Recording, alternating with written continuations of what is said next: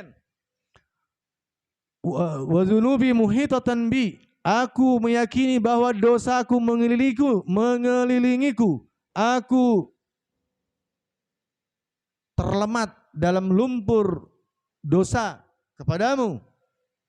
Surga di kananku, neraka di kiriku, dan malaikat maut ada di kepalaku. Bagaimana aku tidak bisa khusyuk? Coba Bapak Ibu bayangkan. Bapak Ibu sholat, bayangkan malaikat ini udah sebentar lagi mau mati nih. Di kanan ada surga, di kiri ada neraka. Ya. Dan ini kata Allah, sholat terakhirmu.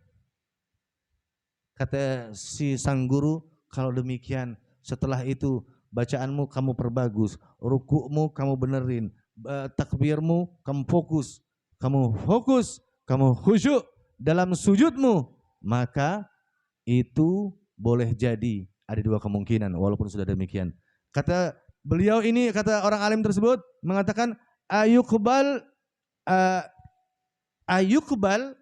au yugalulaha idrib biha wajhu man sallaha.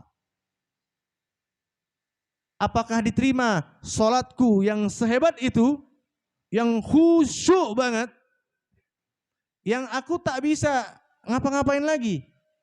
Bagaimana tidak? Bacaan aku sudah bagus, sujudku sudah benar, rukuku tepat, bacaanku cakep, khusyuk, konsentrasi. Setelah itu kuserahkan sama Allah dengan ikhlas. Terserah Allah apa yang dikatakan. Ada dua kemungkinan. Apakah diterima sholatku, ataukah dikatakan oleh malaikat, lemparkan sholatmu itu kepada dia yang melakukan sholat tersebut, alias tak diterima. Nah, pertanyaannya, kita ini harian, masalah harian. Ketika Allah mengundang sekaligus untuk memperkenalkan dengan para anbiya sebelum Nabi Muhammad di langit pertama, langit kedua, sampai langit ketujuh, adalah sebagai kemuliaan untuk para nabi tersebut, bukan Rasulullah untuk menemui Allah. Allah tak bisa bertemu, mu'tamad tak mengatakan Rasulullah bertemu langsung face to face atau bermuajah langsung dengan Allah, tidak. Ya.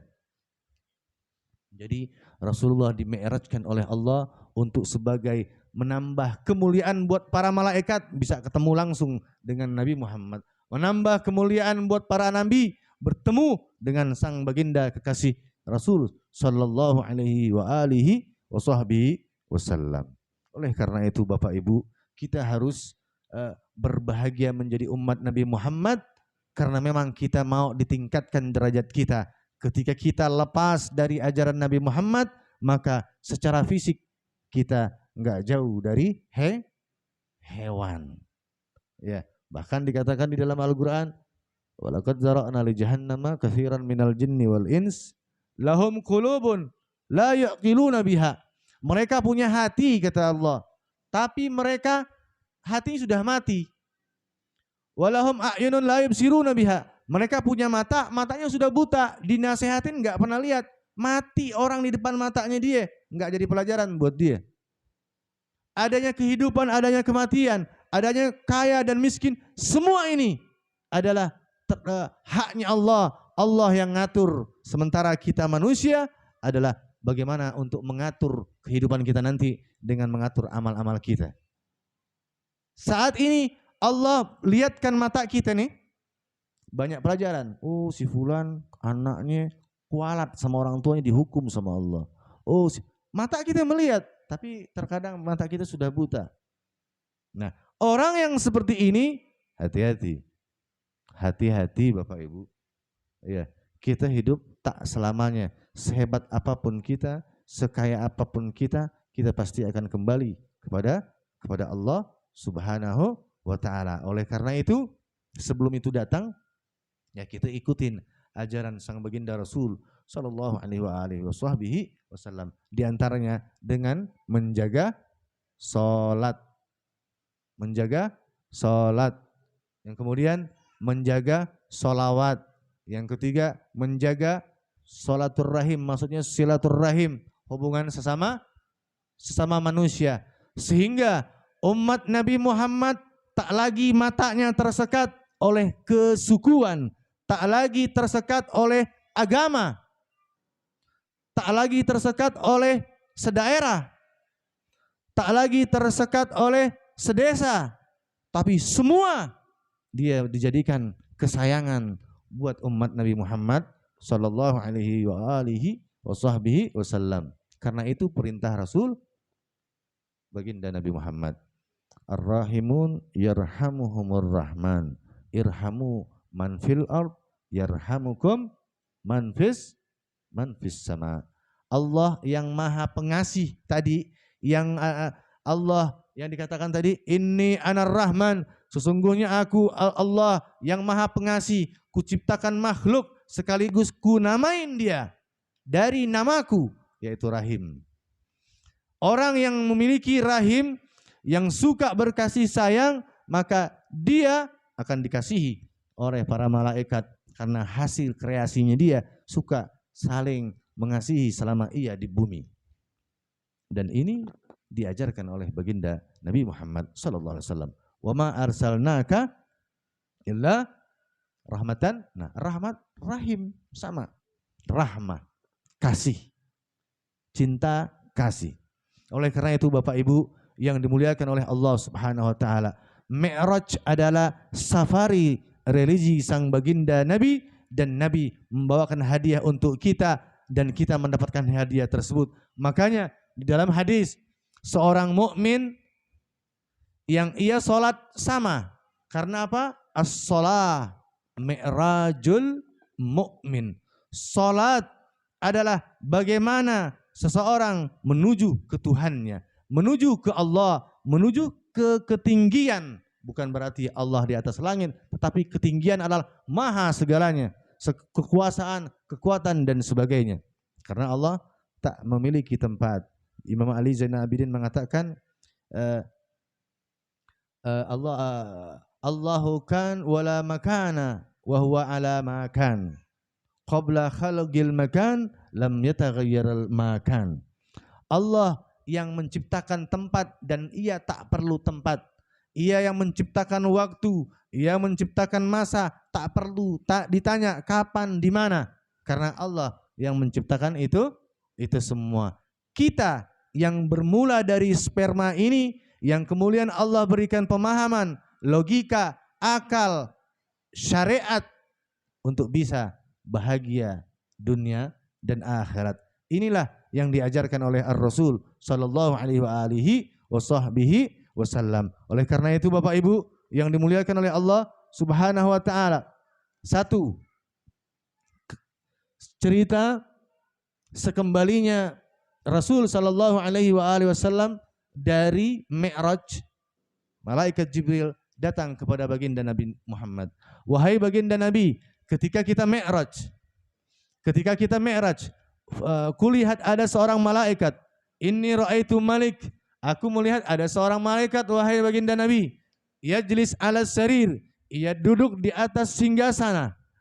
Wa hauluhu sab'una alaf, yang mana wahai baginda, waktu dia duduk di atas singgasana itu, si malaikat tersebut waktu kita Mi'raj dulu, ia dikelilingin 70.000 malaikat. Yang setiap malaikat tersebut bernafas menjadi malaikat baru.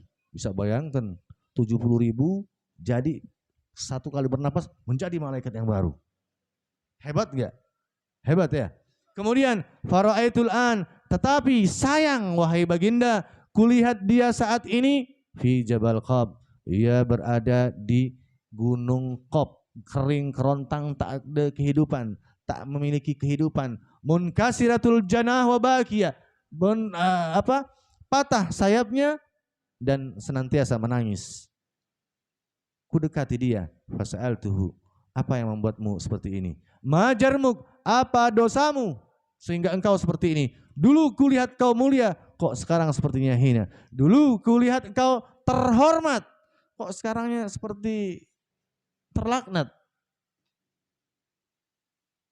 Kemudian si malaikat tersebut mengatakan, wahai Jibril atashfa'li, kamu pian ini bertakun lawan ulun, hendak menolong ulun. Kata malaikat Jibril, aku pintakan ampun dia wahai Rasulullah. Fastaghfartu lahullah, kemudian kupintakan ampun dia wahai sang baginda, tetapi Allah tak mengampuni si malaikat tersebut.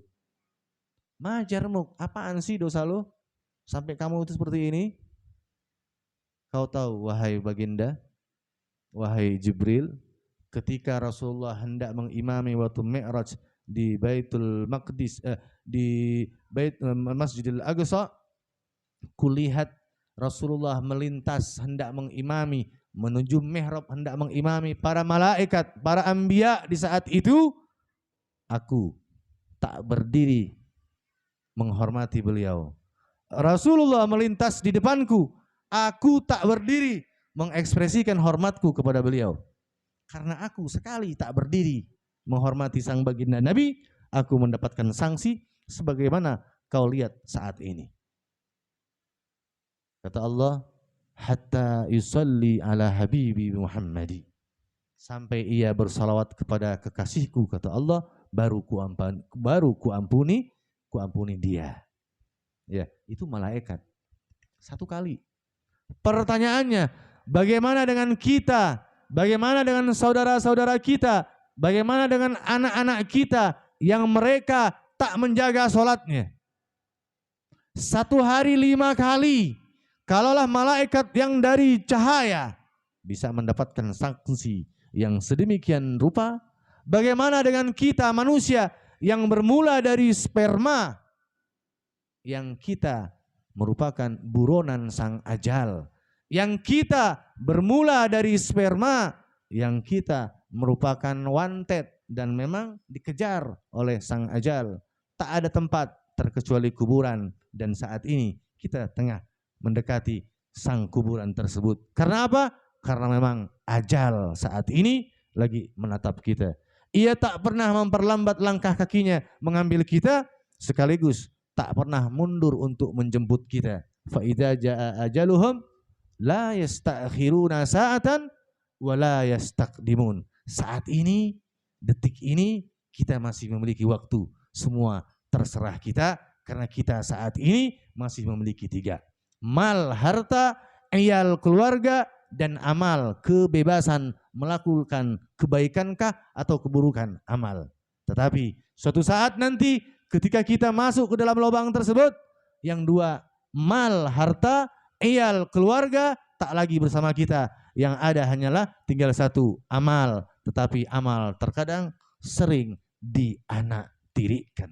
Oleh karena itu, dengan peringatan Isra wal Mi'raj, semoga kita semakin dekat dengan ajaran sang baginda Rasul sallallahu alaihi wasallam, dan mengikuti serta mematuhi serta ingin terus meningkatkan kebaikan kepada Allah, meningkatkan ketakwaan kita kepada Allah, terus ingin kita meningkatkan hubungan kepada sesemua manusia, karena memang itu perintah Allah Subhanahu wa ta'ala. Kita mohon dan meminta kepada Allah di hari yang cerah ini, di tempat yang mulia ini, di rumah Allah yang suci ini, kita meminta dan memohon kepada Allah agar Allah panjangkan umur kita dalam ketaatannya, murahkan rezeki dengan limpahannya, dijadikan anak-anak kita anak-anak yang soleh, dan ketika kita meninggal nanti Allah berikan kita husnul khatimah, wajah tersenyum dan visual indah tentang tempat kita di alam barzakh nanti. Amin, amin ya rabbal alamin. Mungkin ini saja yang bisa Al-Fakir sampaikan. Semoga bermanfaat bagi saya dan bagi kita semua. Wabillahi taufiq wal hidayah wal ridha wal inayah. Wassalamualaikum warahmatullahi wabarakatuh.